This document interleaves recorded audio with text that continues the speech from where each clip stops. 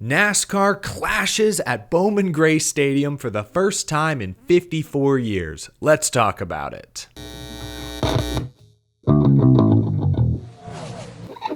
How's it going, y'all? My name is Eric. Welcome to Out of the Groove, our first official race review and analysis of 2025. The clash at Bowman Gray Stadium delivered tonight. I will admit, I was slightly wrong. When NASCAR first announced that they were moving the clash at the LA Coliseum to Winston-Salem, North Carolina, I was a little apprehensive. The clash at the Coliseum was bold, risky, NASCAR stepping out of their comfort zone. It was an outreach effort by a sport that's primarily rooted in the southeastern United States. It was different. It was an earnest attempt to reach new potential fans. It was everything I felt an exhibition race should be.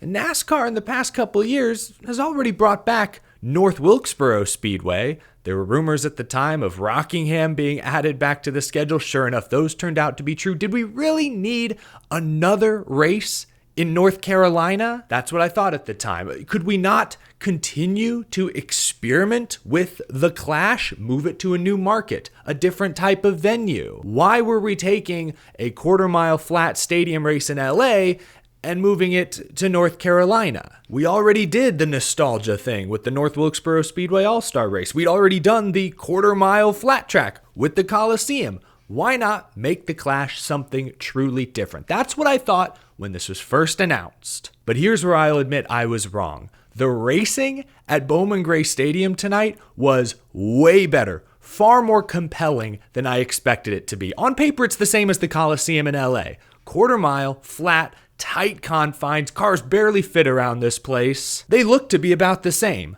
But boy, they did not race the same, not in the slightest. Bottom groove dominant in California. In North Carolina tonight, the outside groove actually became very competitive. I saw Denny Hamlin make a clean pass for second without ever coming close to the infield grass. Earlier in the night in the LCQ, Eric Jones from the outside lane battled door to door with Kyle Larson for the lead, lap after lap. Got a timely caution, took control of the race.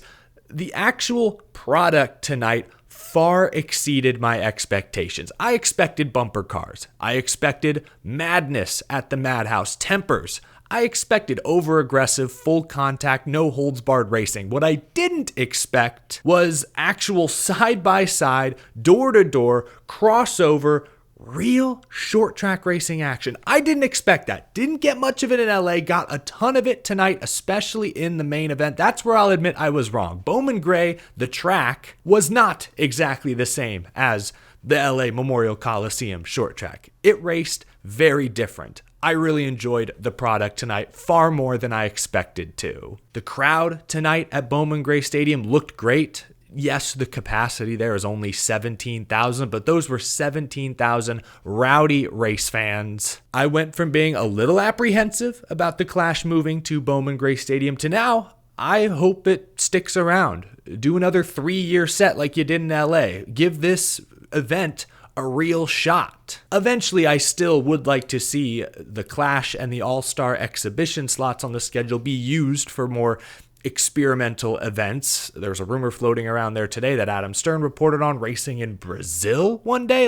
Sure, one day I would like to see that. NASCAR's talked about adding other street races to the calendar. Eventually, I would like to experiment with these exhibition slots, but Bowman Gray Stadium tonight exceeded my expectations. I hope they get a good 2, 3, 4-year run here in Winston-Salem, North Carolina. Anyway, that was just my broad takeaway after watching tonight's action. Let's discuss what actually happened in the race. Really 2 races tonight. The LCQ, 75 laps, and then the 200-lap main event. We knew the last chance qualifier was going to be hectic. I wasn't expecting Dylan versus Dylan, Austin versus Ty, trading blows, costing each other spots, bringing out the caution. You are my brother! I also didn't expect Josh Berry, of all people, to be a bull in the china shop. I guess his car was that bright red. He was seeing red. Worked out for him though, finished second, transferred to the main event, as did Kyle Larson. I mentioned his battle with Eric Jones. I do feel bad for Eric Jones. He was leading this race, really minding his own business when he got taken out by like 4 cars.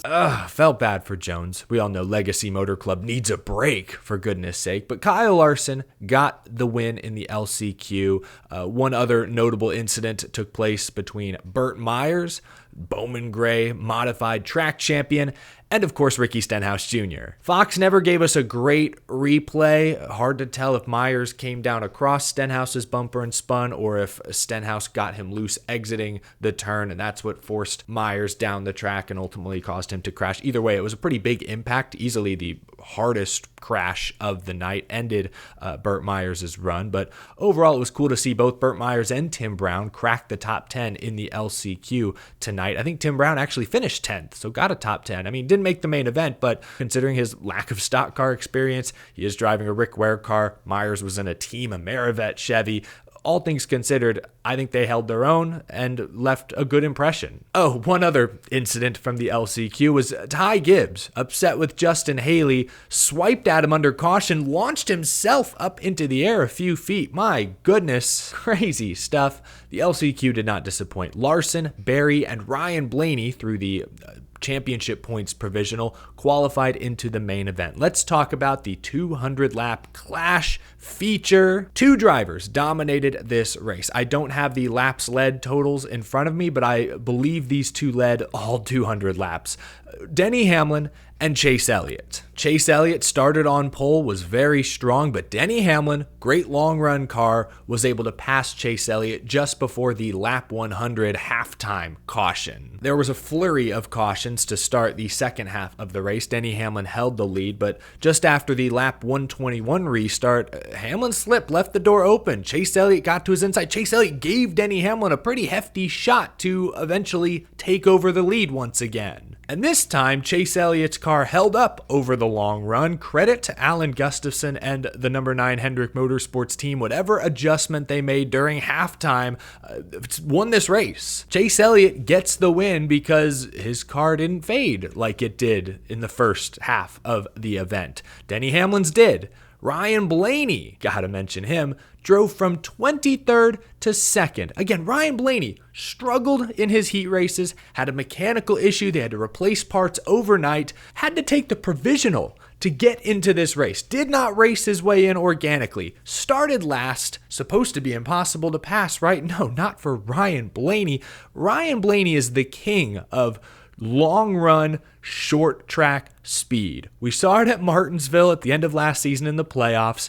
We saw it kind of at Phoenix. He chased down Joey Logano in the championship, came up just short, and we saw it again tonight, again coming up just short, chasing down Chase Elliott. Fun fact, Ryan Blaney, going back to the final 3 races of last season, has finished second, first, second, second, his last 4 races. What's that, like an average finish of 1.7 roughly? 1.7 average finish his last 4 starts. Ryan freaking Blaney. Gotta give Ryan Blaney his flowers. The way he carved up the field, I thought Chase Elliott was a goner, but that's why I give Alan Gustafson a lot of credit. They improved on that car's long run performance. He was able to hold Blaney off in the closing laps, got through lap traffic very effectively. Chase Elliott is your winner. First time in a while we've seen the Napa Auto Parts colors in victory lane, right? Since at least 2022. Chase Elliott won last year in the, bless its heart, the Hooters scheme. And then 2023, obviously winless, unfortunately. So yeah, 2022, it's been a while to see the blue number 9 back in victory lane. Awesome burnout, by the way. Love anytime they slide through the grass. Maybe that's the Matt Kenseth fan in me still showing through. Big win to start the season. Here's your top 15 finishers. The top 3 were the class of the field. Elliott, Blaney, Hamlin. Best 3 cars. I thought the best 3 drivers. Very few scratches on their race cars. They were able to stay ahead of the chaos and carnage. Behind them, it was madness, living up to Bowman Gray's name. Shout out to Joey Logano finishing 4th. Team Penske 2nd, 4th, and where's Cindric? Top 10 for Austin Cindric. Team Penske is still overall the best team at the short flat ovals. I mean, I guess the Phoenix Championship was less than 3 months ago, but I thought over the winter maybe Gibbs and Hendrick and the other teams would have caught up more so, but no, that does not seem to be the case. I'm writing that down for later, saving that note for later in the season. Right now, Team Penske overall looks to be the best at short flat ovals. Is it too early? Is it too early to talk about this? Am I overreacting too soon? Just an observation. Bubba Wallace clawed his way into the top 5 late. Ross Chastain was in the middle of everything, it seemed like, gets a top 10. I want to shout out his teammate, Shane Van Gisbergen. And look, I know Bowman Gray Stadium is not your conventional NASCAR oval, but for SVG, who's used to driving on the other side of the car, used to right and left turns, for him to finish top 10 in his first race as a full-time Cup Series driver, that's extremely impressive. I do remember last year in Xfinity, the shorter flat ovals, he seemed to adjust to quicker. Like I remember Phoenix, he finished, I think, 6th early in the year. Martinsville, I remember he had some pretty good speed, some decent runs. So yeah, road course guys typically adjust more quickly to the short flat ovals. That being said, for SVG to race his way in easily through his heat races last night and then to finish and really run top 10 all day today, I was impressed. Gotta give him credit. I also want to give RFK Racing credit. It's been well documented, but in LA, this team struggled. Both Brad and Buescher missed the main event in 2022 and 2023. Last season, only Brad Keselowski qualified for the main. This year, all 3 of their cars, yes, 3 RFK Racing Fords made the show, and Brad and Buescher at least raced up in the top 5 much of the night. Keselowski got spun out late, finished like 20th. Chris Buescher faded towards the end, winds up 10th. Ryan Preece was mid-pack all race, 11th.